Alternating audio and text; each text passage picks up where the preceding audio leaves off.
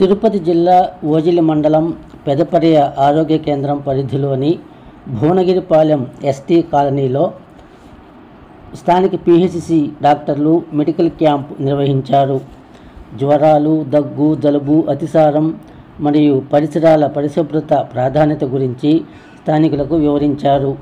ఈ కార్యక్రమంలో doctor A Madhava, doctor Sai Vineesha, CHO Chalapathi, MLHP Mastan, health assistant Prabhakar, ANM Nagalakshmi, Asha Revathi, sarpanch, panchayat secretary Deepa పాల్గొన్నారు.